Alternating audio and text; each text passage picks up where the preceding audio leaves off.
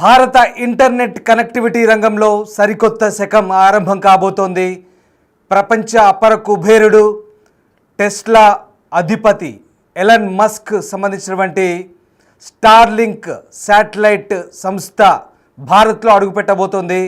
ఇప్పటికే జియోతో పాటు వన్వెబ్ సంస్థ తర్వాత మూడవ శాటిలైట్ సంస్థగా భారతీయులకు ఇంటర్నెట్ సేవలు అందించబోతోంది ఎలన్ మస్క్ స్టార్లింక్ సంస్థ.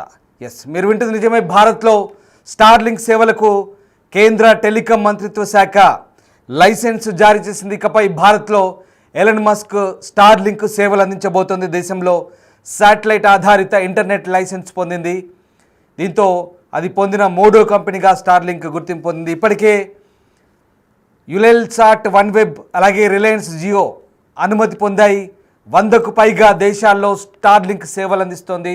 మారుమూల ప్రాంతాలు, కొండ ప్రాంతాల్లోనూ ఇంటర్నెట్ సేవలు అందించడమే లక్ష్యంగా స్టార్లింక్ పనిచేయబోతోంది. మొత్తం మీద ఎలన్ మస్క్ ఇప్పుడు టెలికాం రంగంలో భారత్లో కూడా అడుగుపెట్టాడు. భారత టెలికాం మంత్రిత్వ శాఖ నుంచి కీలకమైన లైసెన్స్ పొందాడు. ఈ అనుమతి స్టార్లింక్కు ఒక కీలక మైలురాయిగా నిలిచింది. ఇది భారతదేశంలో తన వాణిజ్య కార్యకలాపాలను ప్రారంభించడానికి మరింత చేరువ చేసిందని చెప్పొచ్చు. రిలయన్స్ జియో, భారతీ ఎయిర్టెల్ చెందిన వన్వెబ్ తర్వాత భారత్లో శాటిలైట్ ఇంటర్నెట్ సేవలు అందించేందుకు అనుమతి పొందిన మూడో కంపెనీగా స్టార్లింక్ అవతరించింది. టెలికాం కమ్యూనికేషన్ల మంత్రి జ్యోతిరాదిత్య సింధియా ఈ అంశాన్ని వెల్లడించారు. ఎలన్ మస్క్ స్టార్లింక్ భారత్లో 3 శాటిలైట్ ఇంటర్నెట్ సర్వీస్ ప్రొవైడర్గా అవతరిస్తుందంటూ ప్రకటించారు. స్పెక్ట్రమ్ కేటాయింపు లైసెన్సింగ్ ప్రక్రియ తర్వాత జరుగుతుందంటూ మంత్రి స్పష్టం చేస్తున్నారు. ఆ తర్వాత ప్రభుత్వం స్పెక్ట్రమ్ను అందిస్తుంది. తర్వాత దేశంలో శాటిలైట్ టెలికాం సేవలు వేగంగా పూర్తిగా పనిచేస్తాయి. భారత్లో కస్టమర్ బేస్ గణనీయంగా పెరుగుతుందని తాను ఖచ్చితంగా అనుకుంటున్నట్లుగా మంత్రి చెప్తున్నారు. స్టార్లింక్ శాటిలైట్ కనెక్టివిటీ టెలికమ్యూనికేషన్ సేవల్లో కీలకంగా నిలుస్తుందంటూ టెలికమ్యూనికేషన్ రంగం అభివృద్ధిని సింధియా వివరించారు. గతంలో కేవలం ఫిక్స్డ్ లైన్ ఉండేది. తర్వాత మొబైల్ కనెక్టివిటీ, బ్రాడ్బ్యాండ్ కనెక్టివిటీ ఉండేది. ఆప్టికల్ ఫైబర్ కనెక్టివిటీ కూడా వచ్చింది. వీటితో పాటు శాటిలైట్ కనెక్టివిటీ కూడా చాలా ముఖ్యమైనదంటూ ఆయన చెప్పుకొచ్చారు. ముఖ్యంగా కేబుల్స్, టవర్స్ వంటి మౌలిక సదుపాయాలను ఏర్పాటు చేయడం సవాల్గా ఉండే చేరువ కాని ప్రాంతాల్లో ఇంటర్నెట్ కవరేజీని విస్తరించడంలో శాటిలైట్ కమ్యూనికేషన్ సేవలు సమర్థవంతంగా పనిచేస్తాయంటూ మంత్రి సింధియా చెప్తున్నారు. అంటే కొండలు, గుట్టలు ఉన్న ప్రాంతాల్లో కూడా ఇక నుంచి ఇంటర్నెట్ సేవలు సులువు కాబోతున్నాయి భారతదేశంలో. అది ఎలన్ మస్క్ స్టార్లింక్ సేవలు అందించబోతుంది. గతంలో భారత్లో శాటిలైట్ ఇంటర్నెట్ సేవలు అందించడానికి రిలయన్స్ జియోకు చెందిన జియో శాటిలైట్స్ కమ్యూనికేషన్స్ అలాగే భారతికి చెందిన వన్వెబ్ లైసెన్స్ పొందాయి. ఇప్పుడు స్టార్లింక్ కూడా ఈ జాబితాలో చేరడంతో భారతదేశంలోని మారుమూల ప్రాంతాలతో సహా ఎక్కడైనా హైస్పీడ్ ఇంటర్నెట్ లభించే అవకాశాలు గణనీయంగా మెరుగుపడబోతున్నాయి. ఫైబర్ ఆప్టిక్ లేదా మొబైల్ టవర్ మౌలిక సదుపాయాలు చేరుకోలేని గ్రామీణ, కఠినమైన భౌగోళిక ప్రాంతాలకు శాటిలైట్ ఇంటర్నెట్ ఓ గేమ్ చేంజర్గా మారబోతోంది. స్టార్లింక్ ఎంట్రీ దేశంలో శాటిలైట్ ఇంటర్నెట్ సేవల్లో పోటీని ఖచ్చితంగా పెంచే అవకాశాలు కనిపిస్తున్నాయి. ఇది వినియోగదారులకు మెరుగైన నాణ్యత అందించడంతో పాటుగా అందుబాటు ధరల్లోనే లభించే అవకాశాలు కనిపిస్తున్నాయి. ఎలన్ మస్క్ స్టార్లింక్ ప్రపంచవ్యాప్తంగా తన వేగవంతమైన శాటిలైట్ ఇంటర్నెట్ సేవలకు ప్రసిద్ధి చెందింది. భారతదేశంలో లైసెన్స్ పొందడం ద్వారా స్టార్లింక్ ప్రపంచంలోని అత్యంత వేగంగా అభివృద్ధి చెందుతున్న ఇంటర్నెట్ మార్కెట్లో ఒకటిగా ఉన్న భారత్లో తన స్థానాన్ని పటిష్టం చేసుకుంటుందని నిపుణులు చెప్తున్నారు.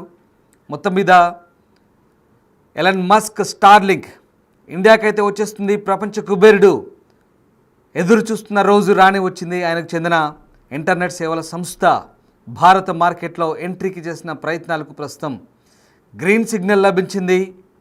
ఇక బై శాటిలైట్ సేవల కోసం భారత టెలికాం రెగ్యులేటరీ సంస్థ నుంచి అనుమతులు కూడా పొందింది.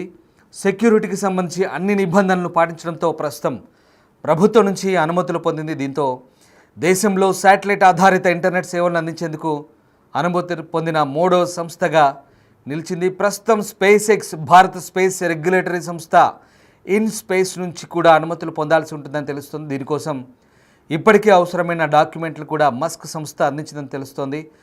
ఎలన్ మస్క్ స్టార్లింక్ ప్రస్తుతం ఎంట్రీతో భారత్లో వేగవంతమైన శాటిలైట్ ఆధారిత ఇంటర్నెట్ సేవలు ప్రజలకు మరింత చేరువ కాబోతున్నాయి. త్వరలోనే స్పెక్ట్రమ్ కూడా కేటాయించబోతుంది. ఈరోజు కోసం ఎలాన్ మస్క్ సంస్థ దాదాపు 3 నుంచి 4 ఏళ్లుగా ఎదురుచూస్తుంది. అయితే గతంలో ప్రభుత్వం సెక్యూరిటీ కారణాలను చూపుతూ ఆలస్యం చేస్తూ వచ్చింది. మొత్తానికి సేవలను అధికారికంగా ప్రారంభించడానికి Starlink gateways, network operations centre సహా మరిన్ని అవసరాలను పూర్తి చేయాల్సి ఉంటుందిగా చెప్తున్నారు. సో మొత్తం మీద అంటే భారత్లో ఇప్పుడున్న పరిస్థితుల నేపథ్యంలో భారతదేశంలో ఎలన్ మస్క్ సంబంధించినటువంటి స్టార్లింక్తో ఉపయోగం ఏంటో నేను మీకు చెప్పే ప్రయత్నం చేస్తాను. ప్రధానంగా కొండలు, గుట్టలు, అడవులతో కూడిన మారుమూల ప్రాంతాలు, గ్రామీణ ప్రాంతాల్లో కూడా నేరుగా శాటిలైట్ ద్వారా ఇంటర్నెట్ అందించే అంశం ఇప్పుడు మన దేశంలో హాట్ టాపిక్ కాబోతుంది. ఇక్కడ శాటిలైట్ ఇంటర్నెట్ అందించేందుకు ఎలన్ మస్క్ కంపెనీ స్టార్లింక్తో చేతులు కలపడం ద్వారా భారతీ ఎయిర్టెల్ టెలికాం దిగ్గజం ఇది మరుసటి రోజే అనూహ్యంగా రిలయన్స్ జియో కూడా తెరపైకి వచ్చింది. అయితే తాము కూడా స్పేస్ ఎక్స్తో ఒప్పందం కుదుర్చుకున్నట్లుగా ప్రకటించి ఆశ్చర్యపరిచింది. ఈ సేవలు అందుబాటులోకి రావాలంటే కేంద్ర ప్రభుత్వం నుంచి స్టార్లింక్ ఆమోదం పొందాల్సి ఉందని ఎయిర్టెల్, జియో స్పష్టం చేశాయి. అయితే భారతీ ఎయిర్టెల్ ఇప్పటికే గుజరాత్, తమిళనాడులో బేస్ స్టేషన్లు ఏర్పాటు చేసి శాటిలైట్ టెలికాం సేవల కోసం రెడీ అవుతుంది. ఇటు జియో కూడా 2 ప్రాంతాల్లో బేస్ స్టేషన్స్ నెలకొల్పి పోటీకి సై ఉంటుంది. ఈ నేపథ్యంలోనే ఇక స్టార్లింక్ రాకతో ఒక్కసారిగా ఖచ్చితంగా భారత్లో ఈ సేవలు మరింత మెరుగయ్యే అవకాశాలు కనిపిస్తున్నాయి.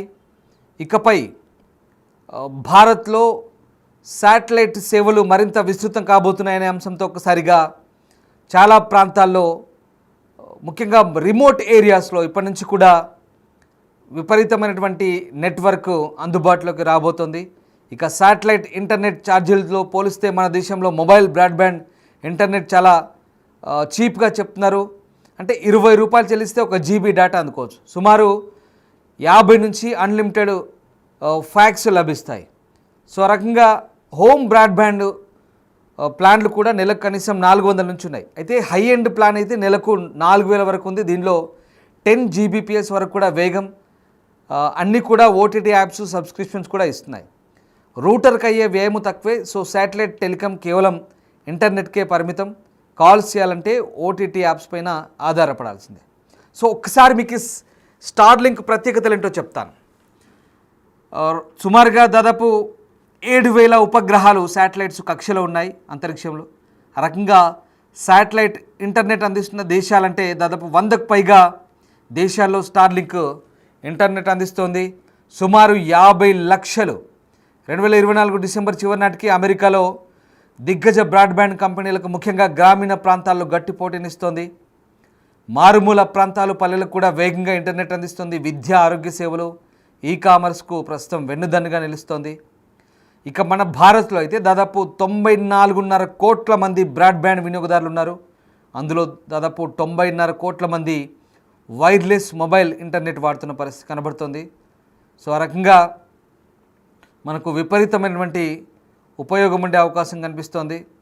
సో ప్రధానంగా భారతదేశంలో మాత్రం ప్రస్తుతానికి స్టార్లింక్ సేవల ద్వారా విస్తృత నెట్వర్క్ పెరిగే అవకాశాలు కనిపిస్తున్నాయి.